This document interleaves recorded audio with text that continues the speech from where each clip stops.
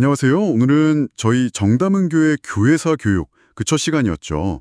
초대교회사 영일 팍스 로마나 강의 내용을 오랜만에 다시 한번 살펴보려고 합니다.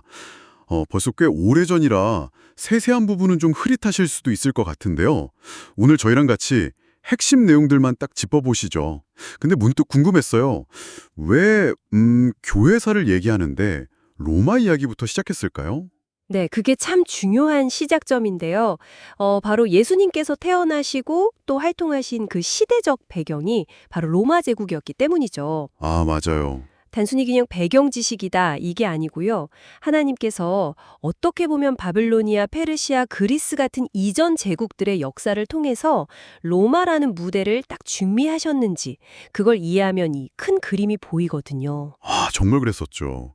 로마가 다른 제국들보다 좀 늦게 출발했는데 결국은 지중해 세계를 다 휘어잡았잖아요. 네, 그렇죠. 그때 강의 들을 때 그 로물루스, 레무스, 건국 신화부터 와, 카르타고랑 포에니 전쟁, 특히 한니발 장군 얘기는 진짜 흥미진진했어요. 맞아요. 기억나네요. 근데 단순히 전쟁만 잘해서가 아니라 그 로마를 진짜 강하게 만든 힘 중에 하나가 로마 시민권이었다. 이 부분이 전 되게 인상 깊었거든요. 네, 맞습니다. 그 시민권이라는 게 사실 여러 민족으로 이루어진 제국을 하나로 묶는 아주 강력한 동력이었죠. 네. 그냥 소속감 정도가 아니라 법적인 보호, 특권 같은 게 주어지니까요.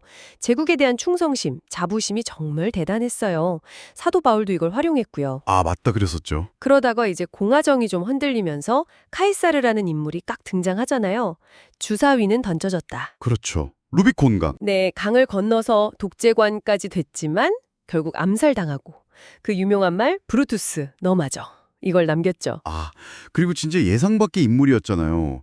카이사르의 양아들 옥타비아뉴스. 네, 처음엔 좀 미미했죠. 그랬는데 안토니우스와의 그 악티움 해전에서 이기고 아우구스투스, 그러니까 존오만자라는 칭호를 받으면서 사실상 로마의 첫 황제가 된 거잖아요. 바로 그 시점이죠. 그리고 바로 이 가이사 아우구스토 시절에 예수님이 태어나셨다는 거, 누가복음 2장 1절이랑 또 연결되면서 와, 그때 강의됐던 분들도 저처럼 아하 하셨을 것 같아요. 정말 놀라운 지점이에요.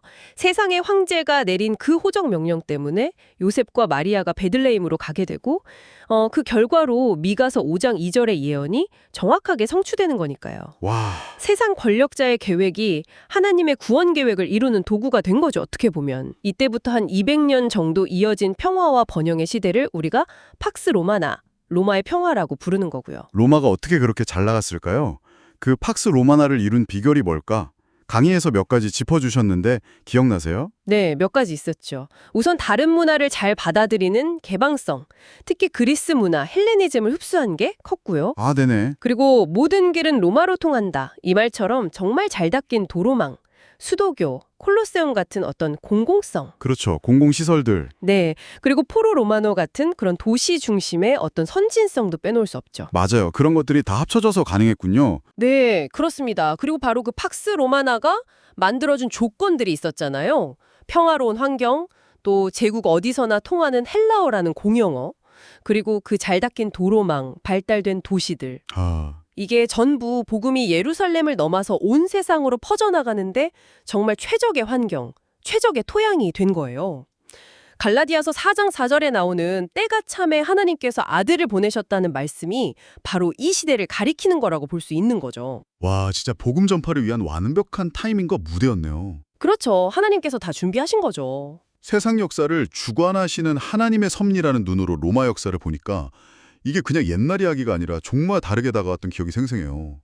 황제의 명령이 메시아 탄생 예언 성취로 이어지고 그 팍스 로마나가 결국 복음 전파를 위한 하나님의 예비하심이었다는 통찰이 그때 정말 큰 울림이었어요. 네, 정말 그렇죠. 하지만 동시에 우리가 또 기억해야 할 중요한 점이 있어요.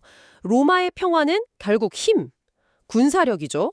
그리고 빵과 서커스로 대표되는 어떤 대중 오락, 여기에 기댄 일시적이고 좀 외적인 평화였다는 거예요. 아, 맞아요. 그 한계점. 네. 진정한 평화는 사실 힘이 아니라 사랑, 섬김, 그리고 십자가의 희생으로 이루어지는 팍스 크리스티, 즉 그리스도의 평화잖아요.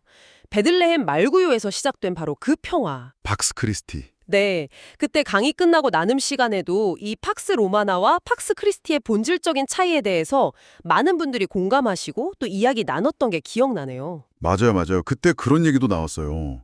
물질주의, 쾌락주의에 빠졌던 로마 사회 모습이 오늘날 우리 사회랑 너무 닮아 있다는 이야기. 네, 공감하는 분들이 많았죠. 콜로세움의 그 시끌벅적한 환호처럼 세상이 주는 즐거움이나 안정감에 혹시 우리가 취해서 진짜 평화를 놓치고 있는 건 아닌지 좀 돌아보게 되더라고요. 그렇죠. 그렇다면 여기서 이제 우리 청취자분들께도 질문을 던져보고 싶어요. 하나님께서 로마 시대를 그분의 뜻 안에서 사용하셨듯이 오늘 이 시대를 살아가는 당신과 우리 교회를 향한 하나님의 계획은 무엇일까요?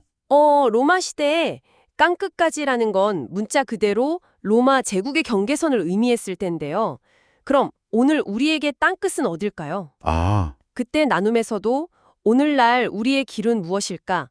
우리의 헬라어는 뭘까? 이런 질문들이 나왔었어요. 네, 기억나요. 어쩌면 인터넷, SNS 같은 이런 새로운 소통의 길 위에서 혹은 그냥 여러분 각자에게 주어진 그 일상과 재능을 통해서 어떻게 세상에 팍스 크리스티, 그 그리스도의 참된 평화를 보여주고 전할 수 있을지 한번 생각해보는 시간이 되시면 좋겠습니다. 네. 어쩌면 그것이 바로 오늘 여러분에게 주어진 때가 참의 의미일지도 모르겠습니다.